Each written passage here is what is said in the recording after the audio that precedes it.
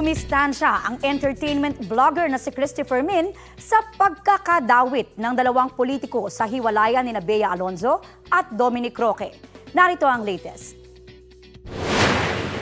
Dahil sa pagkakadawit ng kanilang pangalan sa isyung may politikong benefactor umano, ang aktor na si Dominic Roque, pinag-aaralan na raw ni na dating Congressman Bong Suntay at Dapitan City Mayor Bullet Halushos ang pagsasampa ng kaso. Bullet also wants to file. I'm talking to my my lawyers also on what we could do. We're just gathering whatever we could find pa. So hindi ko pa mapangalanan exactly kung against who.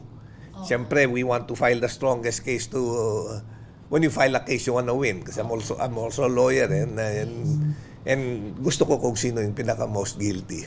Giit ng dating kongresista, matagal na niyang kaibigan si Dominic at nalagyan ng mali siya ang pagkuha niya rito bilang brand ambassador ng gasolinahan. Sa pahayag na inilabas ng kanyang mga abogado para kay Dominic, sinabing malisyoso at mapanira ang mga komento ng showbiz columnist na si Christopher Min sa kanyang vlog. Nagkaroon pa raw tuloy umano ng di tamang pagdududa sa sexuality ni Suntay.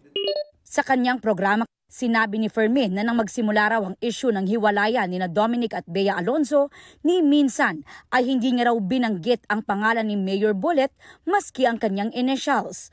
Wala rin daw siyang sinabing benefactor ni Dominic si Suntay. Nagtataka nga raw si Fermin kung bakit nagpa-interview sina Suntay at Halushos tungkol sa issue. Dahil dito, hindi raw siya hihingi ng tawad o paumanhin para sa mga bagay na hindi naman daw niya sinabi. Sinusubukan pa rin naming kunin ang reaksyon ni Dominic at ni Mayor Bullet.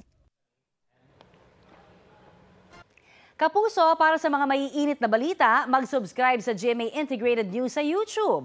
Sa mga kapuso naman abroad, subaybayan nyo kami sa GMA Pinoy TV at sa www.gmanews.tv.